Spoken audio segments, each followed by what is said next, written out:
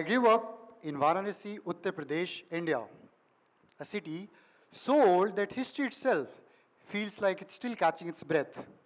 In Varanasi, tradition isn't something you study, it's the air you breathe. It's in the bells of the evening aarti and the incense smell of Ganga. Then, at 16, I found myself in Indiana in the United States.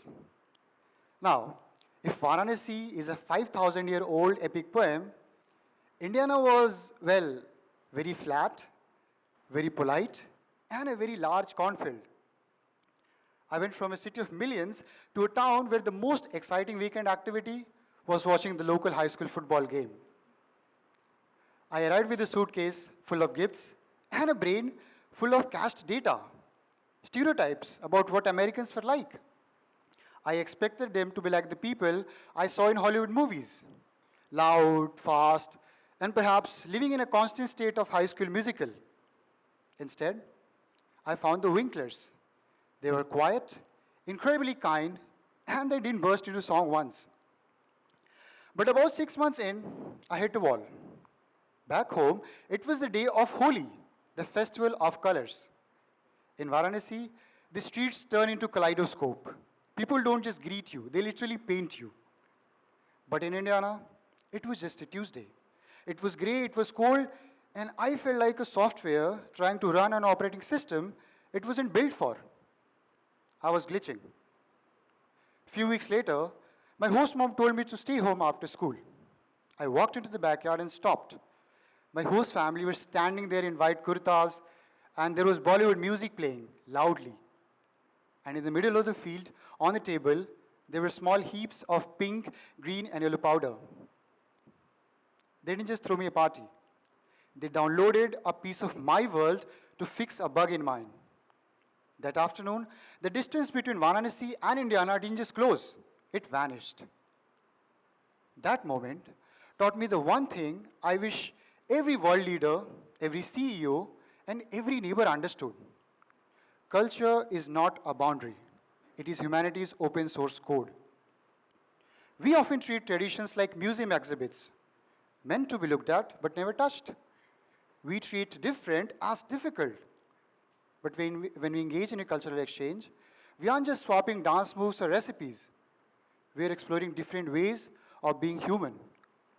And right now, our global system is crashing because we refuse to run each other's software. We have the hardware for connection. It's built in our biology. But our cultural software is what dictates how we use it. There is a fascinating research by Dr. Ellen at York University. She found that people who speak more than one language, people who regularly navigate more than one cultural environment, delay the onset of Alzheimer and dementia by 4 to 5 years. Why? Because their brains are constantly navigating different ways to see the world. They are building cognitive reserve. But it's not just about the individual brain. When we engage in a cultural exchange, we are performing a system reset to our social biases. Gordon Allpott's intergroup contact theory suggests that when diverse groups work toward a common goal, prejudice often gives way to understanding. In Indiana, I wasn't the Indian student anymore. I was Ranjan, the guy who made a mean chicken curry but was absolutely terrible at baseball. You can't sustain a low-resolution stereotype against a high-definition human being standing in your kitchen. Now, if you look at the major challenges we are facing today, climate change, migration, food security, we try to solve them with off-the-rack policies. We try to install the same update on every country and wonder why the system keeps freezing. Leaders see maps, but exchange students see seams. But it's more than just maps. It's about the very geometry of how we solve our problems. Most of our world is run on what I call square room code. Think of every boardroom, every classroom, or the UN General Assembly. They are rectangles. They have a head of a table where power is concentrated, and they have corners where voices get lost. Square room code is built for hierarchy.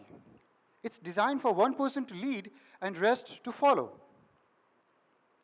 Living across cultures, I was introduced with a different version of reality. I experienced the nomadic code. I remember learning about the yurt in Central Asia. A yurt is a circle. In nomadic code, there is no head. Every person is the exact same distance from the center. There are no corners to hide in and no back rows to be silenced.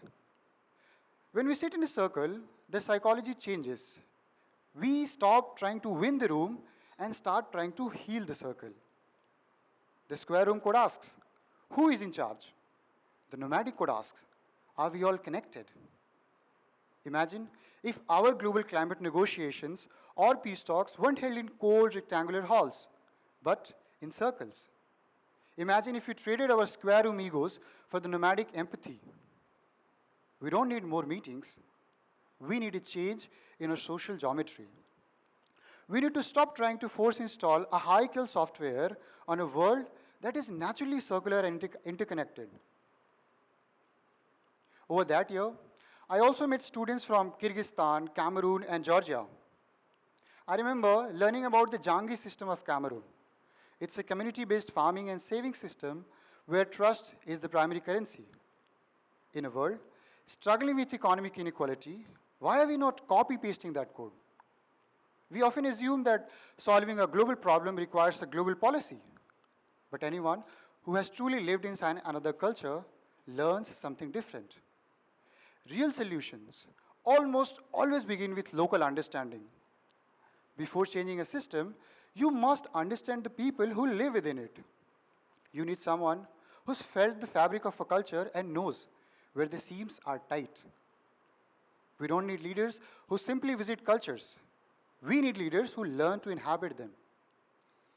Mark Twain famously said that travel is fatal to prejudice. But I think we have become too comfortable with the digital travel. Because we follow a vlogger on Instagram, we think we know a place.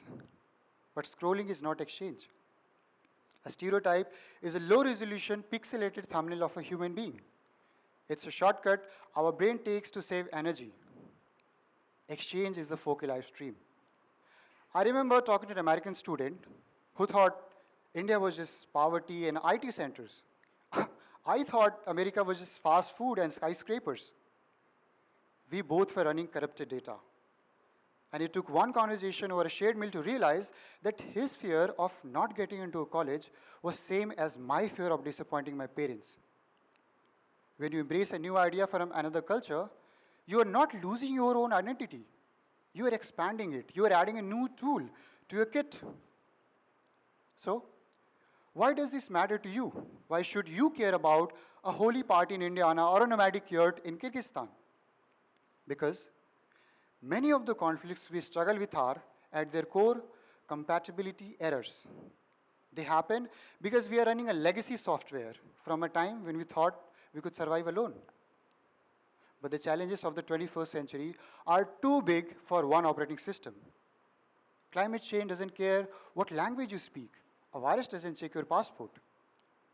We need to become cultural engineers. We need to look at the tradition of others not as a threat to our own, but as a patch for our own weaknesses.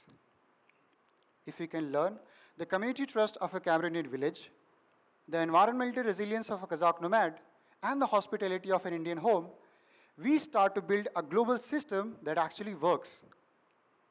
I left Varanasi as one person, and I returned as a hybrid. I'm a mix of the bells of the Indian Ganga and the quiet sunsets of Indiana cornfields. My host family didn't become less American because they wore kurtas and played Bollywood music. They expanded their understanding of what it means to be human. So, here is my challenge to you. Don't just pass through cultures. Let them pass through you. Don't just look at a different tradition from a window. Open the door, step inside, and let it change you. If someone offers you a strange dance step, a new ritual, or a holy surprise, say yes. Not because it's just polite, but also it's necessary. Our differences are not the bugs in the system. They are the features. And when we finally start sharing our code, we won't just solve our problems. We'll finally start running the world at its full potential. Thank you.